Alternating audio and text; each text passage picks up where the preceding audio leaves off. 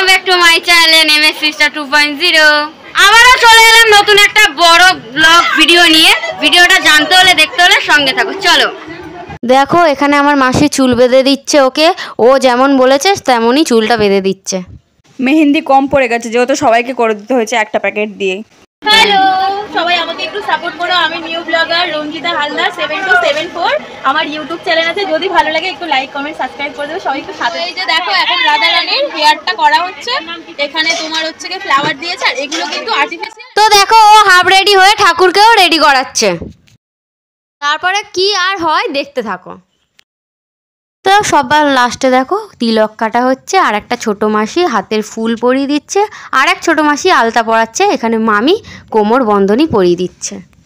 তো বন্ধুরা, আমার পুরো সাজ কমপ্লিট। শাড়িটা আমি একা পরেছি, আর কিছু কিছু জিনিস আমার মামি মাসিরা হেল্প করেছে। ক্যামেরাম্যান হলো আমার দিদি। তো আমার সাজটা কেমন লাগছে কমেন্টে জানাও তোমরা। তারপরেই চলে এলো কীর্তনের দল ঠাকুর নিতে। আর এদিকে দেখো আমার দাদুর অবস্থা। আমার দাদু মেলায় সং দেবে, মানে নিজের ঘরের ঠাকুরের সঙ্গে নিজে সং দিয়ে নাচ করবে। তো কি সেজেছে দেখো আমার দাদু। তো ঠাকুর নেওয়ার আগে প্রণাম করে নিলাম।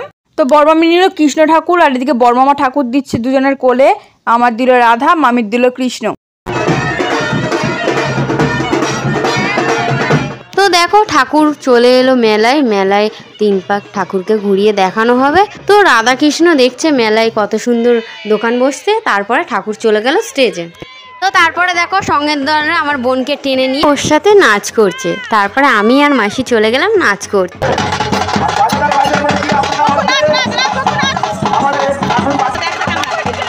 তো বন্ধুরা, ভিডিও এখানেই শেষ। ভালো লাগলে লাইক ঠুকে দেবে, কমেন্ট করবে, সাবস্ক্রাইব করবে। Tata bye.